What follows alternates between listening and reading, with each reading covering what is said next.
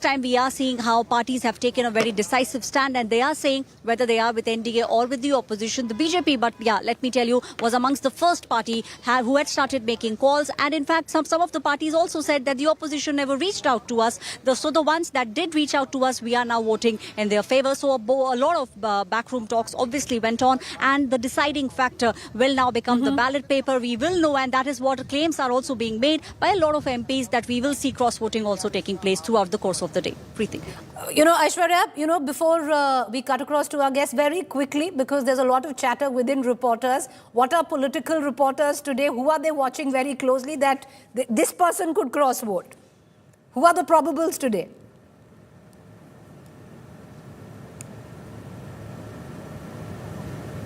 Well, we could see, some in the opposition. And in fact, people are also very closely looking at some of the Congress MPs. That's also something which at the moment, Preeti, is being looked at, because we have seen how the fissures are out in the open. There are certain MPs in the Congress party not very, very happy, and also saying that this is a candidate which they should not have gone with. TMC also is a party, Preeti, let me tell you, which one should look out for, because there were murmurs within the parties also, within the alliance also. Not everyone in the opposition camp is happy with the candidate pick that has gone ahead. Okay. So we should be looking at TMC, the Congress, and also a little bit at the Samajwadi Party. These are the three parties that you're looking closely at. But yes, let me tell you, cross-voting is a reality, and we will see it happening through the course of the day. All right. So viewers, there are narratives and there are optics. Aishwarya, of course, covers the Bharatiya Janata Party, so she's given us the ringside view on who could possibly cross-vote from the other divide. We'll try and get Rahul Gautam as well, because the opposition as well is going to try and make a meal of at least trying to up their numbers. Optics-wise, right now, they seem to be on a back foot. And, okay, we have Advocate Mahima Singh finally. Mahima Singh, you're late on the show. You had Shehzad Poonawalla berate you here as well, saying that, as usual, Congress is also late now. But coming back to the moot question, Mahima Singh, and I'm only talking about on the basis of optics, ma'am. The BJP seemingly fighting for every vote, even though they have the election in the bag. Where is the Congress right now? You seem to be on the defensive, where the calling card is Antaratma and conscience. No floor management. Is there floor management? Tell us that. Jai Hind, Preeti, I'm sure you are aware that this is a very eventful day for us. And in addition to that, you're aware that I'm an advocate. Mornings are a little handful. I'm very sorry. Ma'am, I was only kidding. Yeah, no problem. Apologies for being late on your show. But coming back to the question, I must ask, where is the VP candidate from the NDA? We haven't seen much of him. Rather, I should say, we haven't seen him at all. Ma'am, he was at the Ram temple this morning. Mr. Taking blessings. Suggesting that this is a fight between nationalism. Those who... Acha, ma'am, make your point. Aap batao, bolo. You have asked me a question. Allow me to, give my 2 cents on it. What we saw yesterday until this morning, Preeti, is BJD, BRS, SAD, the NDA allies, the BJP allies pull out of this election. They have abstained from voting. I think that is very telling. That should tell us the state of affairs within the NDA. Your reporter was talking about the TMC. The TMC is very much with us. We have been talking to Mamata Di. She was traveling across the length and breadth of Bengal, since Bengal is also an election-going state. But trust me, and you will see as the day proceeds, all the India bloc parties and more are standing together. You have seen MIM come with us. You have seen AAP, Aam Aadmi Party, come with us. And our candidate is a through and through thorough constitutionalist. That is our USP. What we need now more than ever, when we have seen an unceremonial so-called resignation of the former VP, historical resignation. Okay. And we have seen him go out of that house without a farewell. Very unceremonious for the whole country. Okay. At such, what we need. Okay, ma'am, now I'll come back to you. Allow me to bring in our other guests. Allow me to bring in our other guests as well, because they've been waiting patiently. I'll just circle back to you. That's all I'm going to do. All right. Shehzad Poonawalla has been wanting to make a point. Shehzad Poonawalla, but let's turn this around. This would be, whatever the margin, if it sticks to what it is on paper, would be one of the closest margins ever of victory for the Bharatiya Janata Party. I think the last time it was in 97, when Surjit Singh ji lost, and then it was Sushil Kumar Shinde who lost, I think, in 2002. And Aarti Jairath is free to correct me. She knows, the VP elections over decades more than I. But so the margin would be much lesser, Shehzad Poonawalla. And the sheer fact, those who voted with you the last time around, allies or those who have supported you, are sitting this one out. They are abstaining. First of all, let me extend a warm welcome to our fellow panelist, Advocate Mahima Singh. Chalo, she has come before Rahul has landed back from Malaysia or wherever he was. तो आपका बहुत बहुत स्वागत है महिमा जी. चलो आप आधे घंटे ही लेट आइए 1 घंटे के डिबेट पे, कोई समस्या नहीं है. Now coming to the moot point, Preeti ji, you cover politics far too long for me to explain to you that neither BJD nor BRS was ever part of the NDA alliance. In fact, if they were having such a great candidate, at least they should have convinced YSRCP, which is from the same region that they are trying to play the regional card from. Even YSRCP is not voting with them. And by the way, what has Mahima ji just said? MIM is voting for us. Preeti, how many debates we have done where they say ये MIM तो आपकी भी team, MIM आपकी भी team, MIM आपकी भी team, और जब जरूरत पड़ी तो रेवांत Reddy gets on hotline with Owaisi साहब, जनाब वोट चाहिए, and ओवैसी says जनाब ले लो वोट, और फिर हमको आके बोलेंगे हमारी भी team. So today Mahima Singh has for posterity shown that they are छोटे मियाँ बड़े मियाँ with MIM and with आम आदमी पार्टी. अब इसके बाद ये हमको भी टीम ना बोले हमारा. Thank you very much. Now let's come to the next point. Preeti ji, just before coming in this segment, you have shown the bite of Sudershan Reddy. You saw how arrogantly he was behaving. I mean, अभी तो vice president के आधे vote भी नहीं आए हैं और आप इतना arrogance. And Madam Mahima Singh ji was saying, where is our VP candidate? Madam, you are looking in the wrong place. If you look outside Laluji's house and you look outside Chara Ghotala, then you will find our candidate. You will find him in Ram Mandir. You will find him with the people of the country. You will look at only the Chara Ghotalebaz, then you will not find him. But Mahima ji, last question, because you are a reputed, very big lawyer. The Ashok Stamp was desecrated. It is a symbol of India, pride, not a communal symbol. It is symbol and pride of Ashok Samrat, Bihar also. What is the stand of India Alliance? Because Tariq Anwar has supported the desecrators. If you are for constitution, condemn the desecrators and say Tariq Anwar is wrong. All right, okay. I want to bring in, I'll come back to you, Mahima Singh. You want to come in for a rebuttal? Allow me to bring in Aarti Jairath as well into this conversation. Aarti Jairath, let's for a moment right now step out of, the politics of it all and just journalistic inquisition. If you look back, Aarti Jairath, this would, at least if we stick to what looks on paper, 80 short for India Alliance halfway mark, 30 over the halfway mark for the NDA, would be one of the narrowest margins ever of victory. Sure. And, I think that is why also this is probably the most hard, the most, what shall I say, the most, strongly contested election.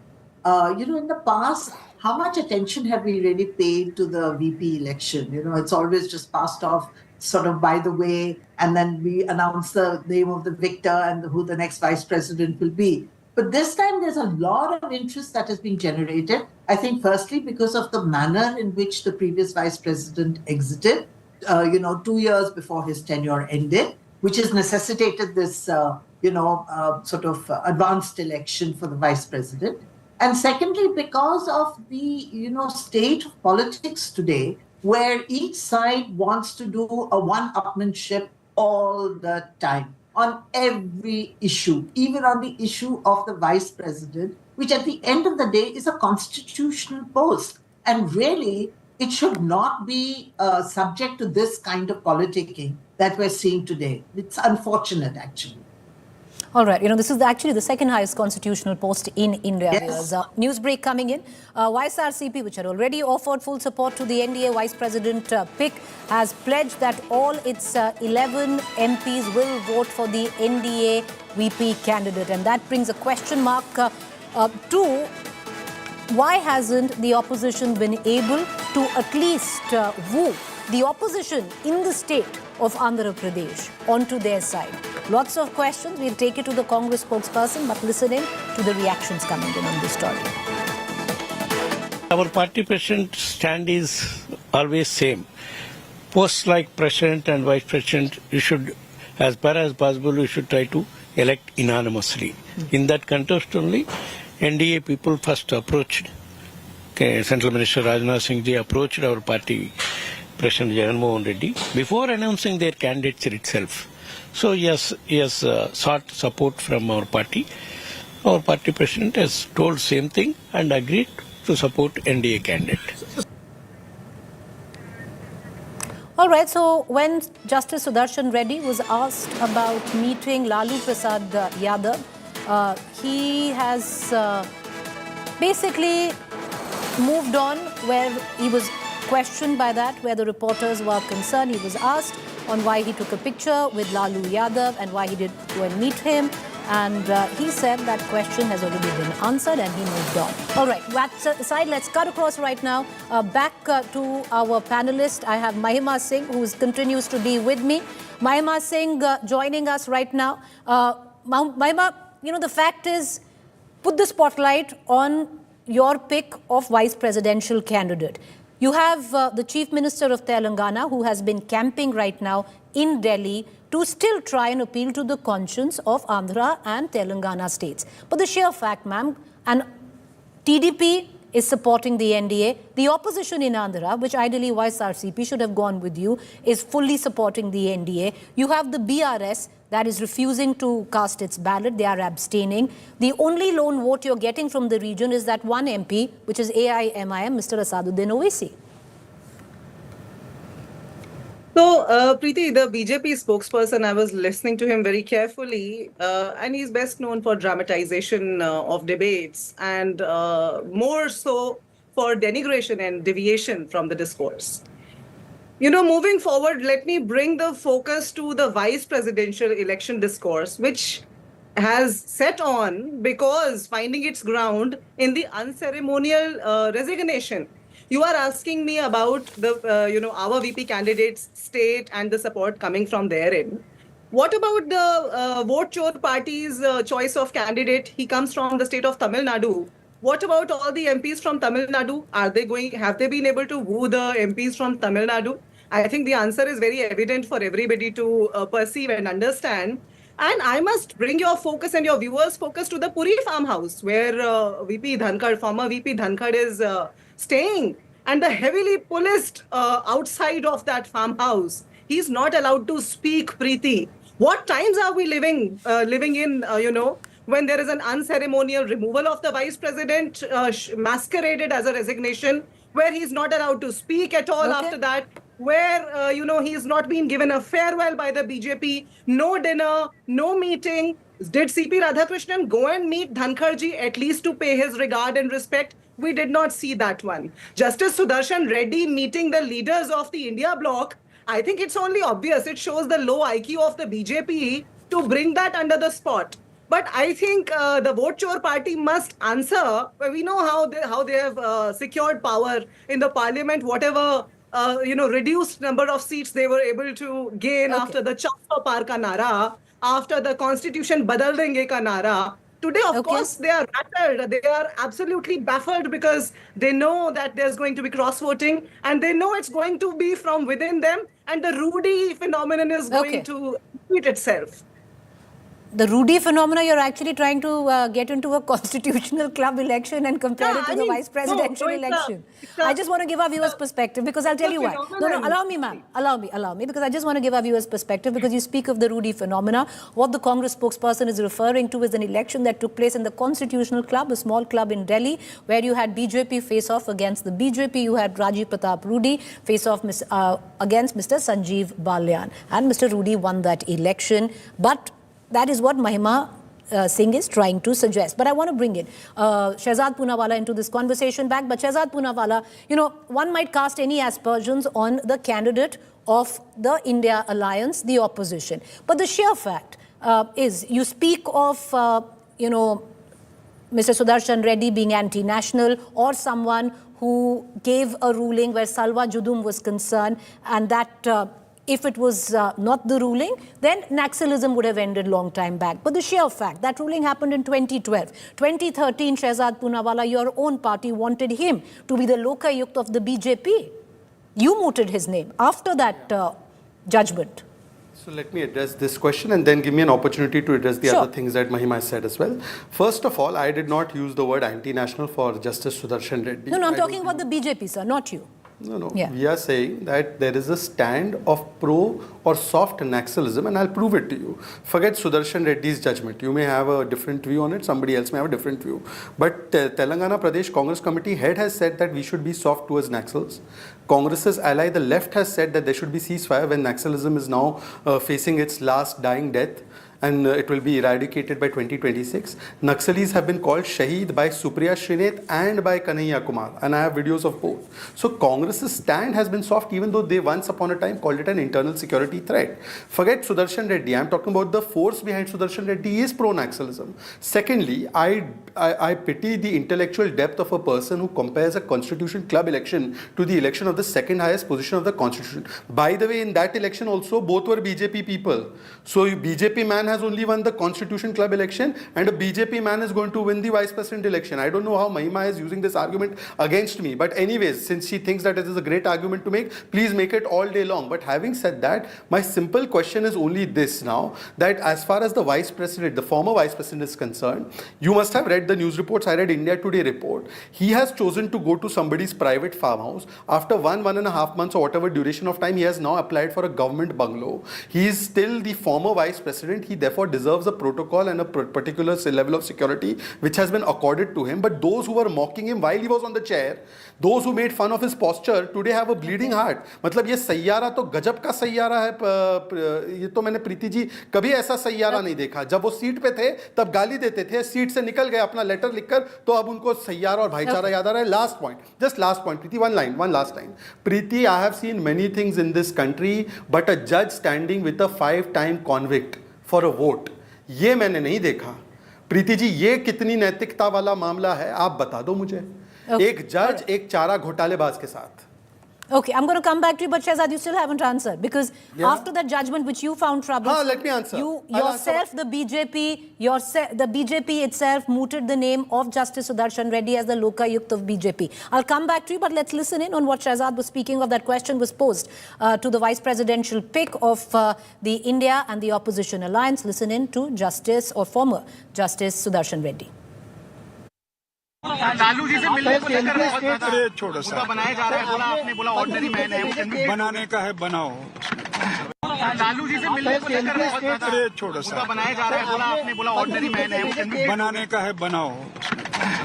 All right, so you have Justice Sudarshan Reddy saying it's much ado about nothing, politics being played, but I want to bring in Aarti Jairath into this conversation. Aarti Jairath, never, you know, even at the last time where the animosity or the acrimony between the ND and the India alliance, at that time there was no India alliance, was at an all-time high, which was, during Margaret Alva's election and Jagdeep Dhankar's election. At that time, there was Margaret Alva as the pick of the India alliance. Even then, they were not personal attacks like the ones that we see right now. You know, the gloves are completely off. Absolutely. And that's what I'm saying, Preeti. I mean, in all my years, I have seen so many vice presidential elections, and they have kind of passed unnoticed, really, because the numbers have always been with the ruling party, and the ruling party has always got its candidate elected. This is the first time that, maybe it's a closer contest because the opposition has much larger numbers in parliament than it has had, say, in the last 10 years. And, so that's why we're seeing this very polarized, very sharply contested election. And, I mean, it's very sad to see the kind of politicking going on. It's very sad to see the kind of slurs and aspersions being cast on the two candidates. I think both are highly respected people. They both come with their own, sets of merit and qualifications. And at the end of the day, this is a constitutional post. I mean, yes, it's chairman of the Rajya Sabha, but it's also a constitutional post, the second highest post in the country. And if, God forbid, something happens to the president, the vice president actually functions as the president for some time. So, it's an important constitutional post. And I think even the election deserves the respect that post should get. And it's very sad to see it degenerate into this Ghotala and Salvajudom and this and RSS and so on and so forth. That's not really the issue at stake here today. No, the issue at stake here is that there are two alliances that have put up candidates and, let the best man win. It's as simple as that. Well, this was an election which did get a bit muddied or dirty in terms of the personal Yes. attacks on either sides, and it came flying from either sides of the divide. Absolutely. All right. What we're going to do is going to take final comments from our panelists, and then we're going to get into a quick break. Shehzad Poonawalla, final comments there. Go ahead, sir.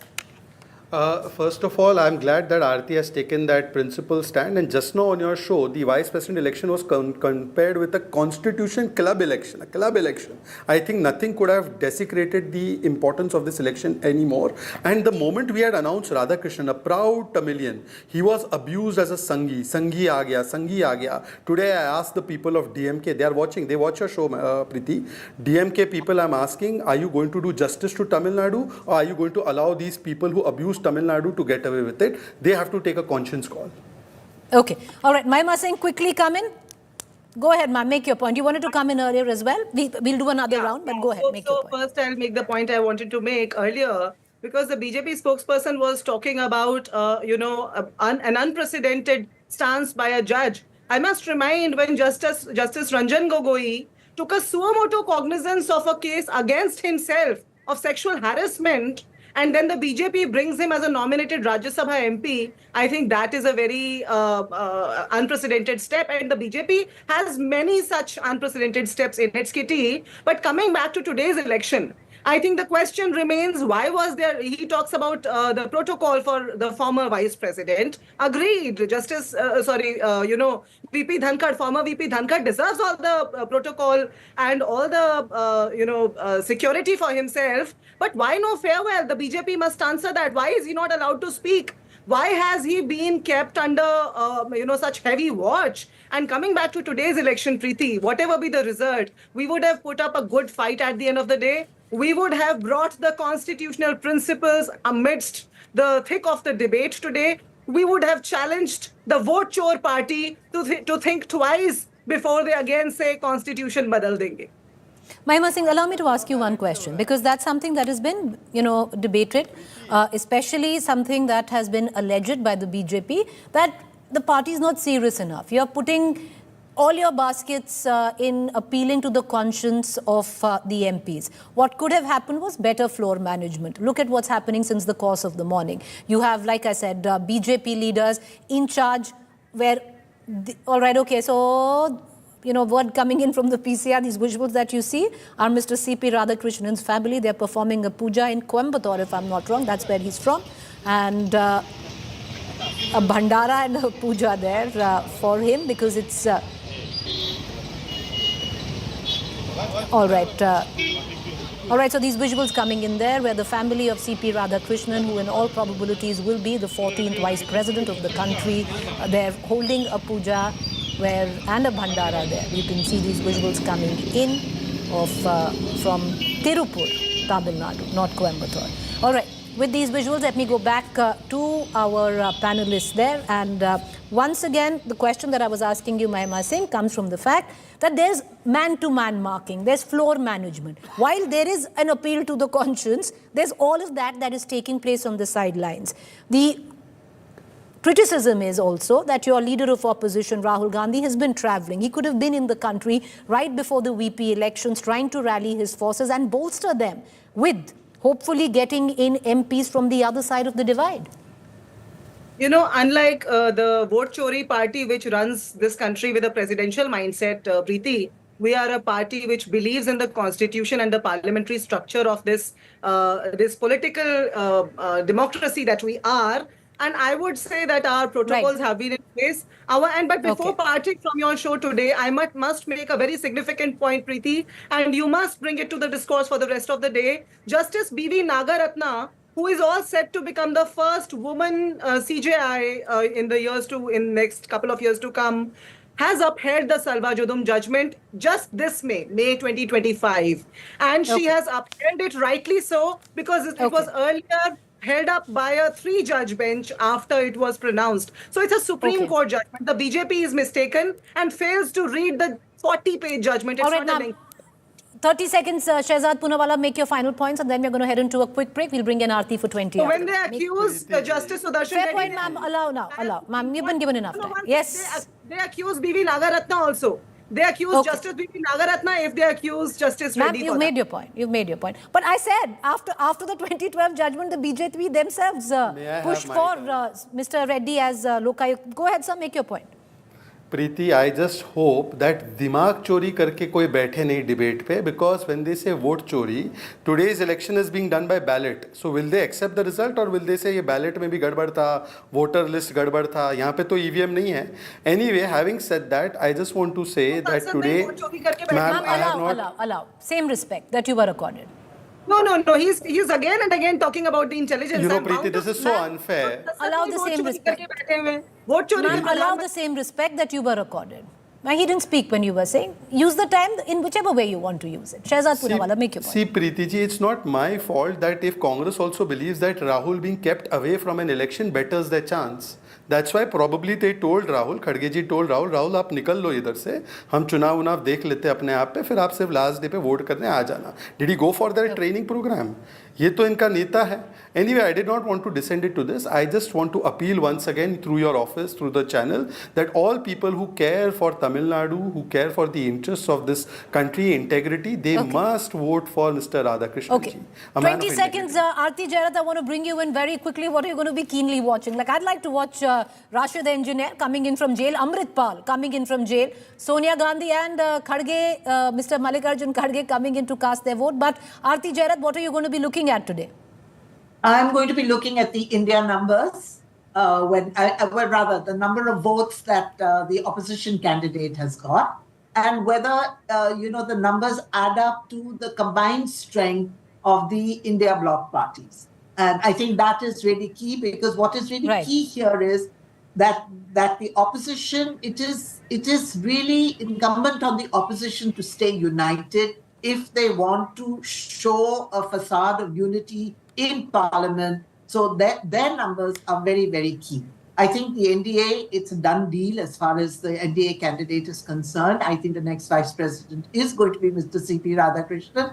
So, and yes, okay, even if they get a few more than their official numbers are, it's a ruling party, and naturally they will attract, votes of, say, independents or smaller parties. The key question is whether the India bloc stays united through this election or not. The India bloc stays united or not, what will be the margin of victory? These visuals coming in. The Prime Minister was the first one to vote. He's since left for Punjab and Himachal, where he is visiting the states after they were flood relief there. But right after him, many MPs have come in to cast their vote shortly. Just some time ago, you had Mallikarjun Khadge, you have the Civil Aviation Minister there, you had Sonia Gandhi, you had Mr. Hardeep Puri, Nitin Gadkari, all of them coming in to cast their vote. Nishikant Dubey, there waiting in line. You have BJ Panda right behind him, Priyanka Gandhi as well. So you can see in that line, all of them queuing up to cast their vote. So Nishikant Dubey, Bijay Panda, Priyanka Gandhi is what you can see on these visuals there. The total strength, viewers, I'll once again get you what are the details of this election. The Electoral College for the Vice President, Rahul Gandhi. Rahul Gandhi has also come in, the leader of opposition, to cast his vote. He'll also be, in all practicality, joining that queue along with his sister. So the Electoral College, viewers, where it comes down to the vice presidential elections, comprises both of Lok Sabha and Rajya Sabha MPs. And the Lok Sabha MPs right now stand at 542, which was one less after the demise of the Bashirhat MP. Dr. Nasir Hussain, Congress MP, along with Ms. Sonia Gandhi, casting her vote. She's exiting, and you can see Nishikant Dubey there standing right in front. All right. So, yeah, like I pointed out, viewers, the Rajya Sabha and Lok Sabha MPs together combined to make the Electoral College of the Vice President. And this time around, you have the strength of the Lok Sabha at 543, the Rajya Sabha at 239, but if you take away those who have decided to abstain, then the total strength of the House comes to 770, which makes the halfway mark 386. 386 now is that magic figure which the NDA and the India Alliance or the opposition needs to reach. The NDA right now stands at 422, which is 31 over the halfway mark. So they are quite comfortable in that respect, over 35 actually now in that respect. And you have the India Alliance, which stands at 311, which is 80 votes less than the halfway mark. So ultimately, viewers, it's going to come down on what will be the margin of victory. And that is where the election will be fought. Man-to-man marking, every vote counts, because bragging rights is something which is most touted for where politics is concerned. Who will have the bragging rights by the end of this election, while the election is clearly in the bag of the NDA? What will be that margin? Will the India Alliance lose out? Will the NDA gain more votes? All of that, the breakdown right here on India Today. Do stay tuned.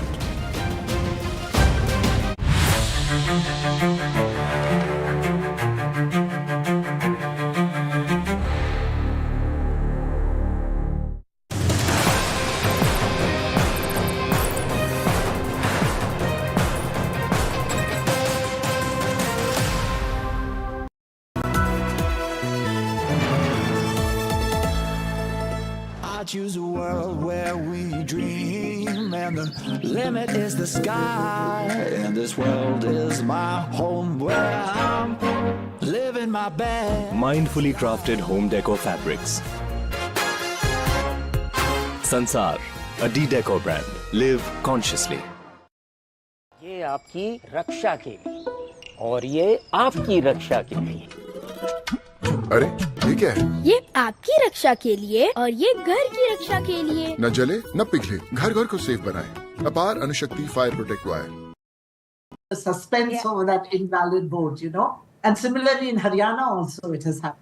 So invalid votes can actually swing an election. So no wonder Subhash Chandra ji, yes, doing this kind of workshop. And the fact is that there are many new MPs this time. You know, the BJP in particular keeps chopping its old MPs and putting up new faces. So, you know, there are many new MPs for whom this is a first. Aarti Jayat, can I just come in? I'm interrupting you. I just want to take our viewers through those visuals that were streaming in. Maybe we can play that again and we can talk over that for our viewers. Okay, Kiran Rijiju and the other MPs. All right, there the Prime Minister coming in, casting his vote. He's at the Rajya Sabha Secretariat. There is a full process on how that vote needs to be cast. The presiding officer, you see on the second man there in the black bandgala, Mr. P.C. Modi. He is the presiding officer, the Secretary General, Rajya Sabha. The Election Commission conducts this election, appointing Mr. P.C. Modi. You see that man on the right-hand side in that black bandgala? He is the presiding officer there. Casting his vote, he's the first one to do so. From here on, he moves now to Punjab and the state of Himachal, where he's touring both states because they've faced the wrath of nature in the last 1 month where floods were concerned. Being received by MPs like Mr. Kiran Rijiju, right in front of the Rajya Sabha Secretariat. I want to quickly cut across to our reporters and then we'll go back to Shehzad. One quick word coming in from Aishwarya and Rahul Gautam, because viewers, ultimately the story is taking place there. The dynamics, the politicking, all of that. Aishwarya, there are certain MPs, some of them, you know, who were made in charge of hosting MPs from states, and then there are some who have been made in charge of trying to persuade, or appeal rather, for a politer word, to the moral conscience of MPs which really don't fall within their party fold or their alliance fold. What's going on? Give us the gossip. What's going on behind the scenes? Actually were made by Rajnath Singh. He's the one. Well, Preeti, you know, let me tell you, the first call actually that was made was by Defence Minister Rajnath Singh. In fact, let me tell you, he's the one who personally made sure that he gave calls to all the parties. And some of the parties like YSRCP, Jagat Mohan Reddy made sure that he, tells his MPs that we need to vote in favour of NDA because of that one phone call which was made by Rajnath Singh. So we have seen how a lot of backroom talks actually are going on, and the parties, Preeti, more than the people who are actually voting, the interesting factor are the parties that are actually not voting, which means that the total number will come down. But this time, we are not seeing the Antaratma ki Awaaz that we had heard quite often over the past many years. But yes, this time we are seeing how parties have taken a very decisive stand, and they are saying whether they are with NDA or with the opposition. The BJP, but yeah, let me tell you, was amongst the first party who had started making calls. And in fact, some of the parties also said that the opposition never reached out to us. So the ones that did reach out to us, we are now voting in their favor. So a lot of backroom talks obviously went on, and the deciding factor will now become the ballot paper. We will know, and that is what claims are also being made by a lot of MPs, that we will see cross-voting also taking place too. All right, warm welcome viewers. Very good morning. You're watching India Today. I am Preeti Chaudhary. All eyes are on the vice presidential elections. By the end of this evening, come about 7:30, 8 p.m. this evening, we will know the name of the 14th vice president of this country. While the numbers are a given on the side of the NDA, but this election is interesting. Don't think it's not interesting. It will come down to the margin of victory, man-to-man marking. Will there be cross-voting? There is no whip, it's a secret ballot. The margin of victory will give bragging rights to either side of the divide, be it the India Alliance or the NDA. The latest, let's cut across Prahlad Joshi, Minister, NDA, speaking. ಸಮಯ ಸಂದರ್ಭ ಬಂದಾಗ ಕಟ್ಟುನಿಟ್ಟಿನ ಒಂದು ಸೂಚನೆಯನ್ನು ರಾಜ್ಯ ಸರ್ಕಾರ ಕೊಡಬೇಕು ಅನ್ನೋ ಡಿಮಾಂಡ್ ನಾವು ಮಾಡಿದ್ದೀವಿ. Thank you.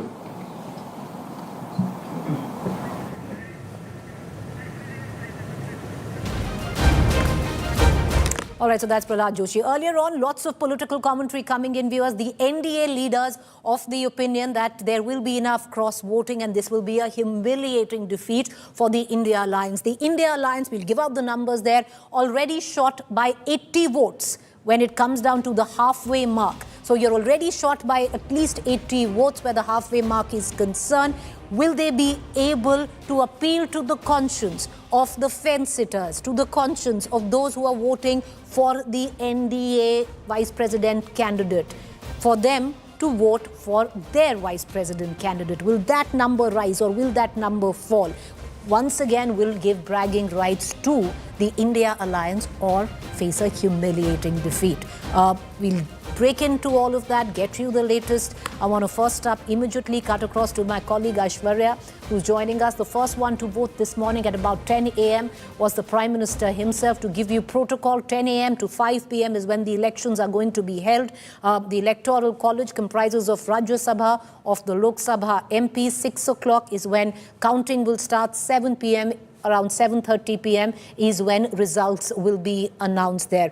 It is a paper ballot, so counting is going to be tedious. There's a proper workshop that has taken place from both sides, be it NDA or the India Alliance, to educate their MPs on how to cast their vote. Because the last time 15 votes were invalid in 2022, which was the election of then President Jagdeep Dhankar, and he was up against Miss Margaret Alva, who was the opposition presidential candidate. And at that time, 15 votes were invalid. So a lot of preparation gone in, a lot of floor management also taking place, a lot of behind-the-scene politicking, Aishwarya.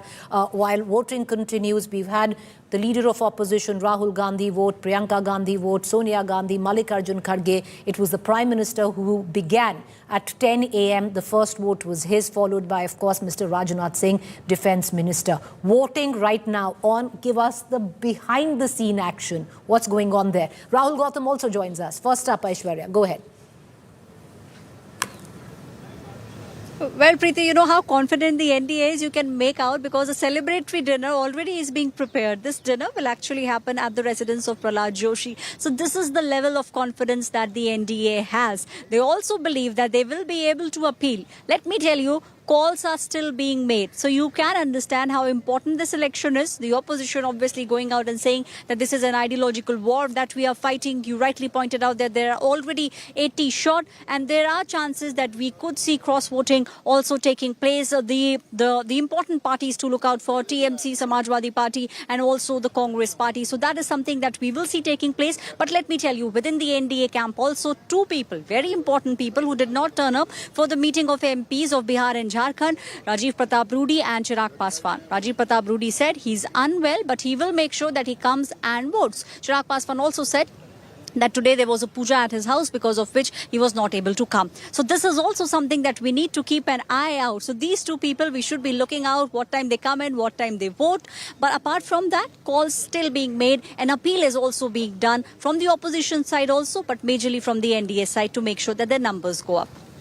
All right, so the NDA looking at man-to-man marking there, you had the top leadership where, to give our viewers an example, all MPs coming in from Uttar Pradesh, Rajya Sabha, Lok Sabha, were on the breakfast table with Mr. Piyush Goyal. So man-to-man marking there, rallying forces, all MPs coming in from Madhya Pradesh at the residence of Shivraj Singh Chauhan, other northern states at the residence of ML Khattar, Gujarat at the residence of Mansukh Mandavia. So this is how the BJP and the NDA is floor managing this election and also making those calls, because there are 48 MPs who are fence-sitters in this, viewers.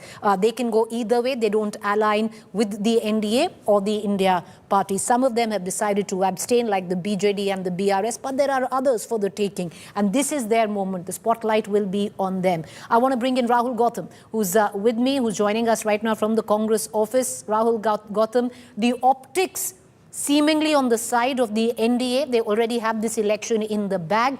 How is the opposition looking to appeal to the conscience of other MPs? There is no whip. It's a secret ballot.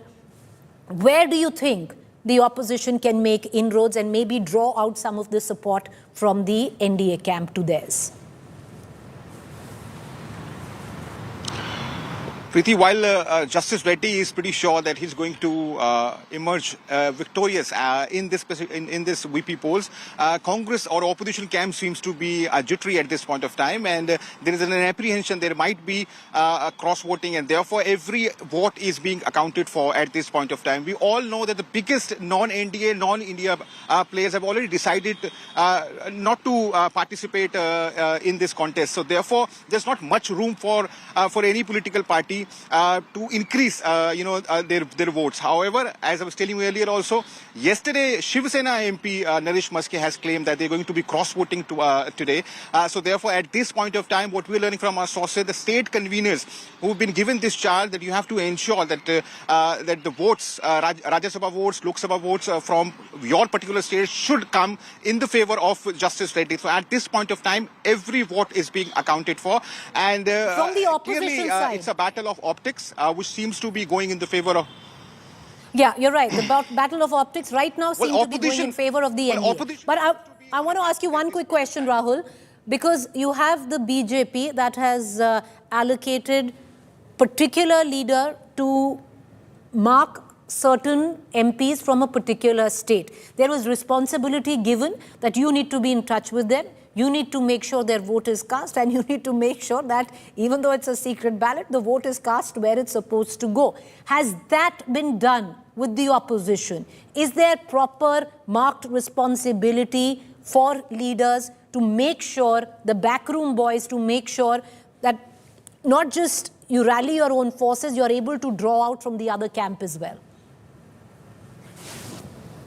Crumbling, and there seems to be dissent among the ranks and file of the opposition camp. So at this point of time, they are only guarding their own house, trying to, touch that mark, that original mark, of around 320, just to send out this message that opposition unity is very much intact, and there was no breach of citadel, as some of the NDA members were earlier claiming. All right, so there Rahul Gautam pointing out that right now there is a fair amount of discontent brewing within the opposition ranks. They are basically manning their own house. That is, each party to their own. Make sure that your own party, rallies and isn't fractured or dented where the NDA is concerned, or that they vote for the NDA's vice president candidate. That is something Javed Ansari, who's joining us right now. Let me quickly take you through our panel. Senior journalist Javed Ansari with us, Mr. R.K. Upadhyay, senior journalist Gopal Krishna Agrawal, national spokesperson BJP. We'll shortly be joined by the Congress spokesperson as well. Javed Ansari, that's the biggest problem, because every time a big ticket election happens, yes, they don't have it in the bag. Yes, it's an election that the India Alliance has lost, but they could have bolstered their numbers. sheer optics of that would have given them political strength. But right now, what indications are coming in from the ground, fractured house where the opposition is concerned, lots of distrust, each of them manning their own house, which is their own party, and hoping that there is no cross-voting from their own party, leave alone trying to attract more votes from the opposition camp. Preeti, I slightly disagree. Just because Trinamool Congress MPs or leaders have been asked to keep an eye on their MPs, respective leaders, when you have different constituents, it's much easier for leaders from that party to keep an eye or to coordinate with their members than for, say, some Samajwadi Party leader coordinating with Trinamool. So I don't think that is much of a problem. The problem is their first priority. Their priority is to first ensure that their numbers are intact and then take it from there and see if they can tap into some of those disgruntled MPs. I do not believe, I'd be very surprised, let me put it this way, if there will be too many NDA MPs voting across. What we need to watch out is how many of these the opposition MP. And when you are in government, and let me take you back. Right now, everybody says, the NDA, the BJP particularly, they are past masters at floor management. Whenever you are in power at the center, you have so many more levers to operate, so many more buttons to push, which helps you in being able to manage this. There are favors to be granted. There's heat to be taken off. There's lots of stuff that happens. When you're in the opposition, you don't have that kind of resources or those things available for you. So let's keep that in mind rather than giving all the credit to the NDA managers. I'm seeing Sanjay Jha, and I see TDP MPs, and I see BJP. Everybody is manning Sanjay Jha is not keeping an eye. Sanjay Jha is from JDU. He's not keeping an eye on Shiv Sena, Shinde Shiv Sena, or on TDP MPs. He's keeping an eye on JDU MPs. So each party leader that's been assigned, floor manager, is looking after his own. So if the opposition is doing it, it's nothing out of the ordinary. I've seen too many of these elections. Fair point. Javed makes a good point there because, viewers, in the history of vice presidential elections in this country, never has the incumbent vice president candidate ever lost. So that practically signifies that, usually that's been the norm, that if the incumbent government puts forth a candidate, that candidate will win. What will be that margin of the victory? Because if you're looking plainly on paper right now, just plain on paper, R.K. Upadhyay, then it seems that this would be the narrowest margin of victory we would have seen in recent times, if there is no cross-voting.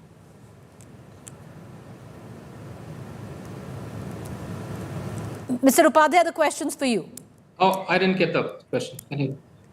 No, so what I was saying was that while it's always been the case that the incumbent's vice president candidate wins, and it's happened in the past all the time, this time around, if you look purely on paper, the figure that stands, this would be one of the narrowest margins ever. Well, I think we'll have to wait and see whether this will be the narrowest. Because you see, on paper, the NDA has advantage in the sense that 391 is the halfway mark, and they already have, as of last night, 422. And now this morning we hear that YSRCP, all 11 MPs are going to vote for them. That means the number is going up. And on the other hand, you have people who are not committed to NDA, who have abstained from voting, which means that the opposition candidate is going to not have those votes. So the margin of victory for the winning candidate will definitely go up that way. So that being the case, I would think that the NDA candidate should comfortably win by not less than a margin of about at least 100 votes. I mean, that is my calculation. Because I think, there are also lots of ifs and buts which are involved in this election. And we have seen a lot of cross-voting that has happened in the past. And there is a talk of cross-voting happening this time as well. And as we know, the India alliance is a loose alliance. And there are a lot of loose cannons in that. And probably there are some who will not go by the party diktat. And obviously, this being an election with a secret ballot, nobody will know who I voted for. You don't have R.K. Upadhyay, you're actually suggesting that the NDA could actually touch the 600 count? Because if that happens, then they surpass what they did the last time around with Mr. Jagdeep Dhankar. Well, we don't know. I think it's very difficult to speculate on the figure, but I'm very sure that it will be not less than 100. The margin will not be less than 100 because of the various factors which are in play. I mean, within the Congress, do you think everybody will vote for their candidate? There are dissenters within the Congress camp, and you have other parties, which are not really, in one camp. Good. So this being the case, there are bound to be some this thing, and also the possibility of invalid votes. See, last time we saw some 17 invalid votes. 15, sir. 15 in 2022. 15 in 2022 and 11 in 2017. But yes, but there've been proper workshops. And you know why it happens is because it's called a preferential voting, which means that the members are supposed to write number 1, 2, 3. Not ONE1 or 2W2. And if there are more than 2 candidates, 3, 4, 5. But instead of numerical 1, if you write ONE1, it becomes an invalid vote. I mean, if they're not properly educated on this, there could be invalid voting. And that could be the very... Right. And that could be the very reason why there were workshops from both sides of the divide on not just how to number, because this time around there are only 2 masters candidates. in holding those workshops. So that's one reason why they will have more people voting for the candidates. Exactly. So there was a workshop there on how to actually cast their ballot, because even if there were 15 invalid votes the last time around, every vote matters and every vote is being fought for. I want to bring in Sumansi Raman. Sumansi Raman, do you agree with Mr. Upadhyay that the margin will, broaden as will become wider as the day progresses, because there will be a lot of cross voting coming in from the opposition sides for the NDA? I don't expect huge cross voting. There may be a few handful of votes which may be cast across the political divide. But I don't expect massive cross voting for 2 reasons. One, it will not have any impact. Anyway, the NDA candidate is going to win. So, and the second thing is, technically your vote is supposed to be secret, right? So, I mean, eventually people will come to know who cross voted, but it's not going to curry you a great deal of favor with the NDA if you cross voted for them in the Rajya Sabha elections. And it's not going to win you favors within your own grouping either. So I don't expect massive cross voting. There may be the odd cross voting, but I'm intrigued by this decision of ISRCP. Here is a Telugu candidate whom they are now voting against. A party from Andhra is voting against a Telugu candidate and supporting a NDA candidate who they had actually stood against in the election. They stood against the BJP, Pawan and Naidu. And here is less than a year ago. I mean, I think it really is a tribute or testimony to the power of the agencies. Jagannath Reddy has got so many cases pending. So I think it's really hats off. I mean, that is a clear illustration of how powerful the agencies are. All right, stay with that thought. I want to quickly cut across to all the reactions coming in, and we'll bring in our political spokespersons at the back of it. वो बहुत लोग अंतरात्मा से ही vote देंगे। भारी मतों के साथ हमारे प्रार्थी आदरणीय सीपी राधाकृष्णन जी देश की उपराष्ट्रपति बनना तय है। वो बहुत लोग अंतरात्मा से ही वोट देंगे। भारी मतों के साथ हमारे प्रार्थी आदरणीय सीपी राधाकृष्णन जी देश की उपराष्ट्रपति बनना तय है। एनडीए के उम्मीदवार एक मजबूत उम्मीदवार हैं और जिनके पीछे नरेंद्र मोदी जी और एनडीए के गठबंधन दल खड़े हैं, उनकी जीत भी होगी, जीत भी बड़ी होगी। आंकड़े आप सबके सामने आ ही जाएंगे और जितने आंकड़े आपको पता है, एनडीए के जो अपने वोटर्स हैं, अगर उससे ज्यादा वोट मिलता है तो अपने आप में ही वो बड़ी जीत है और मुझे लगता है उस दिशा में बहुत सारे लोग अपना मन बना चुके हैं। The election is forced on us. Those people who speaks about one nation, one election, in 2 years itself they have forced an election on the country. It's a wasteful expenditure. But we are fighting an ideological battle. It's an RSS candidate versus a man who carries a constitution. We are fighting that battle in a honest way. We are not doing any kind of mischiefs. Usually the BJP tries. We are not doing any kind of these things. We hope that they allows the honorable MPs, 781 MPs, to exercise that their right to vote to elect the honorable Vice President of India. Ideology की लड़ाई है, क्योंकि आपके पास तो numbers है नहीं। आपको कैसे पता? अगर आप आंकड़े देखें नहीं, आपको कैसे पता? अगर आप आंकड़े देखें ना, नहीं, आंकड़े तो ठीक है, लेकिन ये वोट तो अंतर आत्मा के उस पर पड़ता है। और दूसरा, पूरा देश ही जानता है कि भारतीय जनता पार्टी इस्तेमाली पार्टी है। पहले इस्तेमाल करो, फिर बर्बाद करो। पहले इस्तेमाल करो, फिर बर्बाद करो। भाई, हमारे वाइस प्रेसिडेंट जो खोए हुए हैं, उनके साथ भी यही हुआ। Because I think one thing we have heard multiple times on every coming in from every party is the term antaratma and conscience. One of the most subjective antaratmas, or the display of that, is what we're going to be seeing in the course of the next 8-9 hours till the time we know the results of the elections. I want to quickly bring in our two political spokespersons, Gopal Krishna Agrawal and Pooja Tripathi as well. Pooja Tripathi, what most analysts today are actually feeling is, would you be able to hold on to the margin that where you stand right now, which is 80 short of the halfway mark? The question is not whether you'll be able to get more, but will you be able to hold on to just that, or will there be a little more that you'd be, conceding? Because word coming in, fair amount of cross-voting, vulnerable aspects of Mr. Sharad Pawar's party, Uddhav Thackeray's party, or the 3 MPs of Hemant Soren.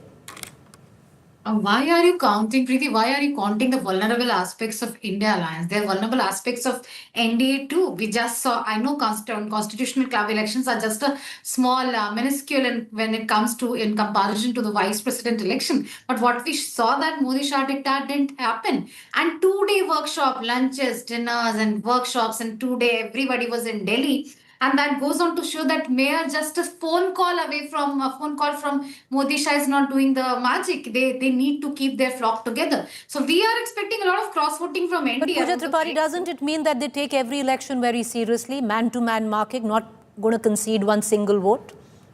No, man-to-man, that's what I'm saying now. We are doing man-to-man marking. For every 15 MPs, we have coordinators for the India Alliance. But look at how NDA is performing. It was about to be a very disciplinary party where a phone call from Delhi would do the purpose, but it's not happening. We saw a candidate which was not backed by Amit Shah won in constitutional election. So they're not taking any risk, and they're not taking leaving any grounds for the vice presidential election. And that's why we are hoping a lot of cross-voting. You just said, this has been often repeated as Antaratma, conscience. But there is a candidate, there is an RSS-backed candidate versus a jurist who has upholded constitution in its highest form. Look at how YSR's, it was not strategy. Jagan Reddy's was not strategy, it was surrender. He needed to give something back to the state. But all he chose was his personal safety over people's mandate. And that's why he went, in the fear of agencies, he went to the RSS candidate, the NDA candidate. That's why we're expecting a lot of cross-voting. Let's let the day unfold. You're expecting cross-voting? Many are suggesting you're expecting cross-voting from your very own party and your very own alliance. Not. Our India bloc is very much behind Justice B. Sudershan Reddy, and we are expecting a lot of cross-voting from NDA. Okay. It's a matter of ideology. It's not a matter of arithmetic of numbers. It's a matter of the, standing up against this political ambience of every institution being backed by RSS. RSS capturing every institution. Vice President of India is in... Well, both the India Alliance and the NDA have made it a battle of ideologies, but it goes beyond that, Pooja, because there is, like I said, a fair amount of floor management. The optics right now of what is coming through stand in the favor of at least the NDA right from the morning or from yesterday with what we are witnessing. You're saying that there's a silent backroom going on where the opposition is concerned. Let's see how that pans out in time to come. I just want to take our viewers through the visuals coming in, and we bring in Gopal Krishna Agrawal at the back of that interesting visual there. Gopal Singh Agrawal, where we are talking about Trojan horses. That visual of Priyanka Gandhi acknowledging Rajiv Pratap Rudy.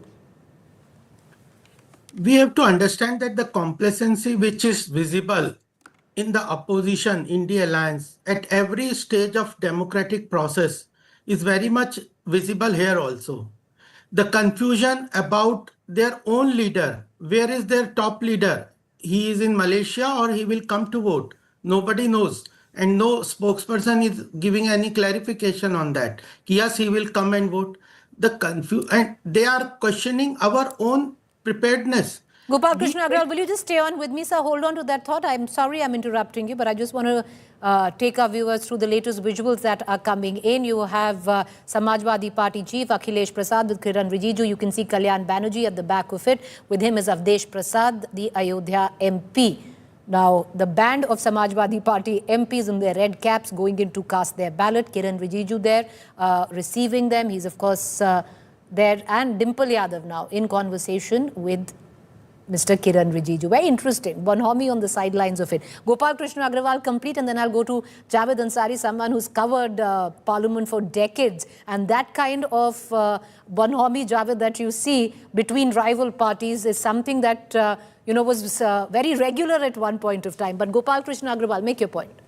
The thing is, the complacency in the opposition on the democratic processes everywhere is visible in this election also. They are not even confident to hold their own flock together. Their leader is not visible in the whole exercise of electing such a senior constitutional post, and which is the Vice President of India.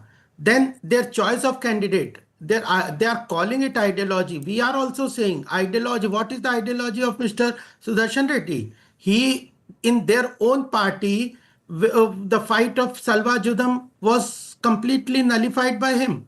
And how? One second. Gopal Krishna Agrawal, but the fact is, what made the BJP, Salva Judum judgment came out in 2012. The BJP in 2013 mooted his name for Lokayukt because you thought him a very upright and a just man. How do you explain that? No. The thing is, there are the commissioner for information have to be there from all parties. No, sir. I'm just asking, because you raised the issue of Salva Judum, because it comes into personal attack. Let me ask you this question again. 2012 is when the Salva Judum judgment comes in by from a bench on which was was Justice Reddy. 2013, you, which is the BJP here, moots Justice Reddy's name, Sudershan Reddy's name, as the Lokayukt of Goa because you found him to be an upright and a very just man. How do you explain this dichotomy? There are more than 36 states, and every states have the commissioner or the chief, the person to be appointed. We are saying he has a backup of such a long year of judicial career. That's one part of thing. But his judgment. But you found him to be just. You found him to be fair, and you found him to be capable. Congress opposed it, by the way. Congress opposed it in 2013. Which is interesting because it just shows. No, let me finish. Make your point, sir. Question is he suitable for the political post? Vice President has to run the upper house. He has to have a political experience. Fair point. So you can make that argument, and it's a fair argument. But if you're going to base that argument on Salva Judum, then it's an unfair argument because at the back of Salva Judum, the BJP wanted him to be the. Okay, sir, make your point. Quickly make your point. The thing is, even Bhopal tragedy, also there was a controversial decision by him. So the issue is. But sir, then why moot him to be the Lokayukt of a state? No, the Lokayukta, there are 36 people. His judicial experience is there. But here, the requirement is the political experience. Okay, fair point. Fair point. I'll come back to you, sir. Because ultimately in politics, each political party stands on where they are sitting. The Congress at that point of time had called the same candidate that you see where Sudershan Reddy is concerned, that someone who was compromised and practically sitting in the lap of the Chief Minister of Goa at that point of time was Mr. Manohar Parrikar. So interesting. There are two sides to that as well. But I want to quickly right now cut across to the latest visuals that are coming in. Of course, this was the Prime Minister who voted at 10 a.m. in the morning, the first one to vote. After that, he has left for Punjab and Himachal. He's touring the states which are flood hit. Those are the live visuals that are coming in. Ashwini Vaishnav there. Coming in to cast his vote. A short while ago, you had seen the Samajwadi Party, TMC MPs as well. A steady line of voting continuing. Lots of camaraderie, bonhomie, even between opposition leaders. Parliamentary Affairs leader Kiran Rijiju is the one who's receiving everyone banter, conversation there. Lots of visuals coming in. Jairam Ramesh as well, Hardeep Puri, Gaurav Gogoi. Lots of visuals coming in of MPs casting their vote. Electoral College viewers comprises of both Lok Sabha and the Rajya Sabha MPs. Right now, Lok Sabha MPs stand at 542, which is -1. considering the West Bengal Bashirhat seat has fallen vacant after the MP passed away. Rajya Sabha stands at 239 minus 6, which is because 4 Jammu and Kashmir the seats are vacant, 1 from Punjab and 1 from Jharkhand after the passing away of Mr. Shibu Soren.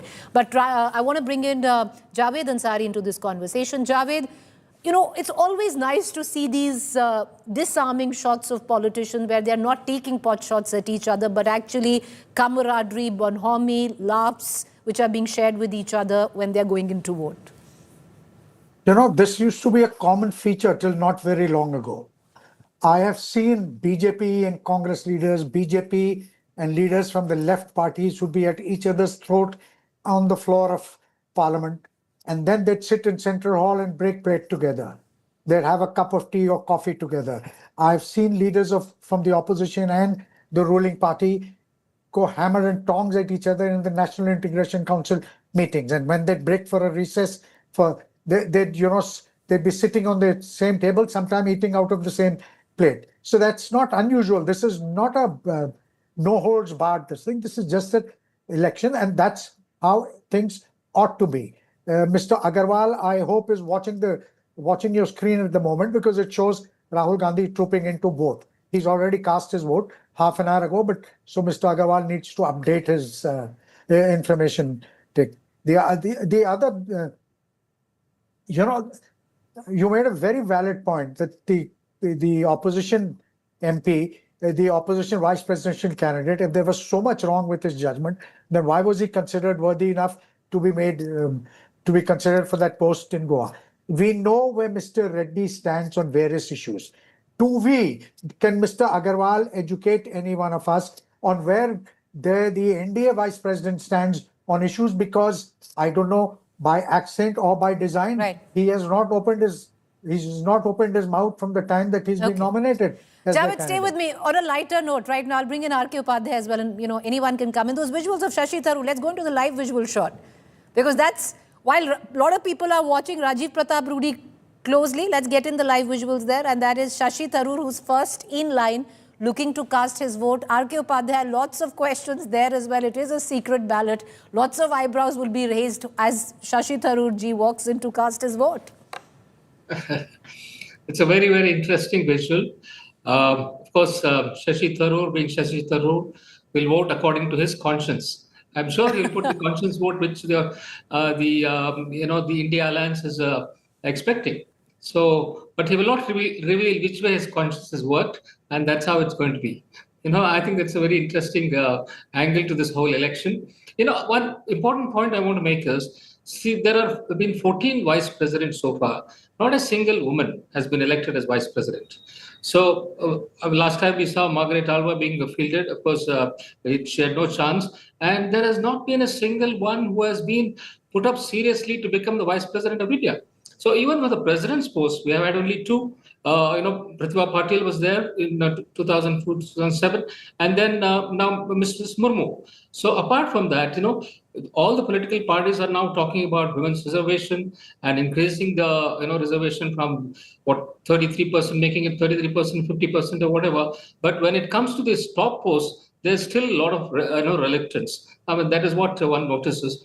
And even among those 14, only 6, the president's vice president's candidate, only 6 went on to become president. The rest of them didn't make it to the president's post. The first 3, Dr. Radhakrishnan, Dr. Zakir Hussain, and then V.V. Giri went on to become presidents. And then Mrs. Gandhi's era came. That is when, when V.V. Giri, who was the vice president in 1967, went on to become the president in 69 when Dr. Zakir Hussain died in office. And then, the politics took over. That presidential election was one of the most bitterly fought because she was having problems with the syndicate at that time. And then she had put up V.V. Giri as an independent candidate against the official candidate, Mr. Neelam Sanjeeva Reddy. And V.V. Giri won by a margin of just 20,000 votes when both the candidates got around 4 lakh votes each. So that was one of the instances where Mrs. Gandhi cut the whole scene. And then it came to, I think, R. Venkatraman, when he became vice president, then moved on to being president, and then Shankar Dayal Sharma, and then you had K.R. Narayanan.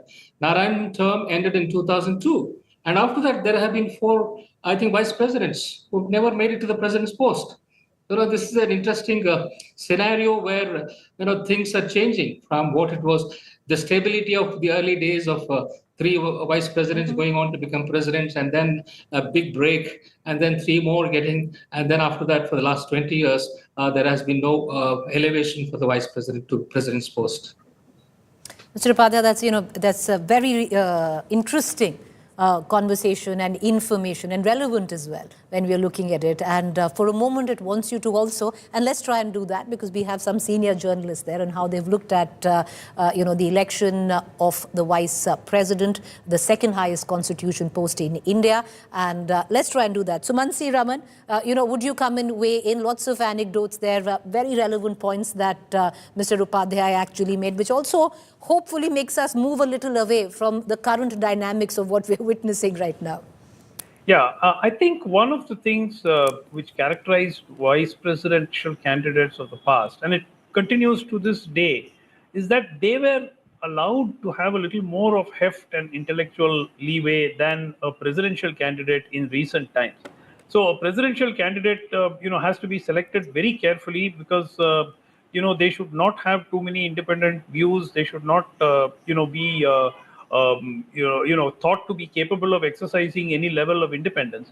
Whereas with the vice president, the scrutiny is not as strict as it would be for a president. So that could possibly explain why, for instance, a Venkaiah Naidu, for instance, could not be elevated to the post of president.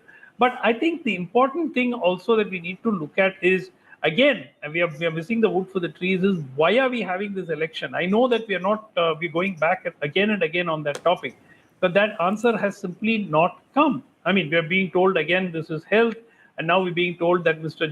Dhankar would be moving to a new residence, which will be allotted to him on Dr. APJ Abdul Kalam Road. We are hearing all kinds of things, but we haven't seen the man himself. And that, is, whatever you say, Preeti, that is a little strange. The fact that a person who resigned so recently has not, actually appeared in public and has not, spoken at all after the exit on health grounds. Clearly, I mean, from whatever we know, we don't believe that he is that ill that he cannot speak. Now, the point also is, coming to today's election, Mr. Radhakrishnan again has not spoken. And I think Javed or someone on the panel mentioned that. By nature, and having known Mr. Radhakrishnan, he tends to be a man of limited words.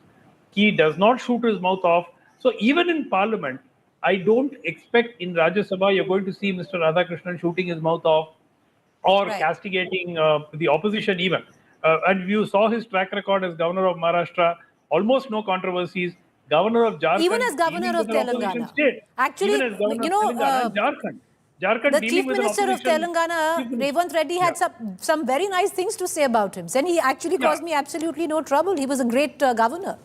Yeah, and I think that you may see some of that consensus building capability that he has got come to the Rajya Sabha, which will be good. Right. Because with Mr. Dhankar, there was a lot of confrontation, except in the last session, which turned out to be explosive. Before that, you've seen a fair, you remember, Preeti, that the Congress and the opposition held a mock parliament session outside where they actually mimicked Mr. Dhankar and so on.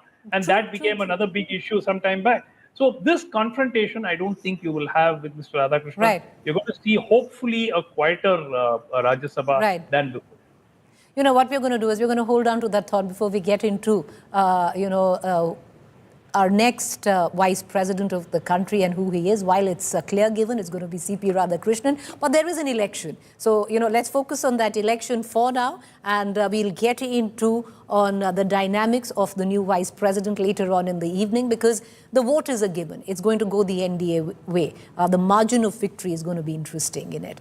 With that, I thank all our guests. Appreciate you all taking the time out, joining us. I want to quickly shift focus because while we've got our eyes trained and getting you the latest coming in on the vice presidential elections, a lot is going on across the border where Nepal, our neighbor, is concerned in complete chaos.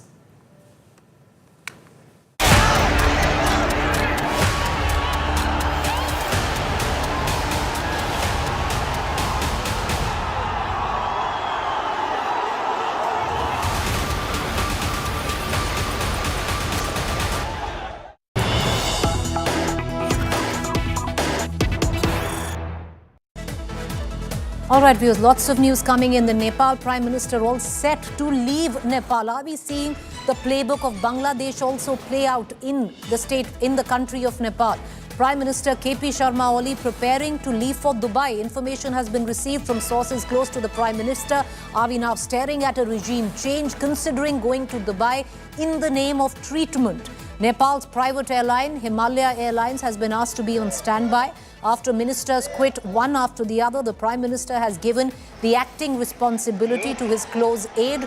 Oli is preparing to go to Dubai, giving the active responsibility to his deputy Prime Minister. Viewers, what we clearly are staring at right now, where Nepal is concerned, is a regime change. It all started, at least where the protests on the streets were concerned, where thousands of the youth, Gen Z, poured out protesting what they said was a social media ban. The government at that time had said that this was a regulatory issue. That's why platforms like Facebook, Instagram, Twitter, X were banned in the country because they had not registered with the ministry. But having said that, the heat was enough for the government to buckle down and lift the ban late last night. But things have not stemmed, which goes on to suggest what many are anticipating, that there was a larger plot in the backdrop, where corruption, unemployment, the ban on social media, of course, was the trigger. All have snowballed into something which is now pushing for a regime change in this country of Nepal. Something which eerily also reminds us on what happened in Bangladesh and then earlier on in Sri Lanka or other neighboring countries, where in Bangladesh it was a protest that was largely hemmed in by nobody else but the students on ground and ultimately resulted in a regime change. Similarly, the protest of the youth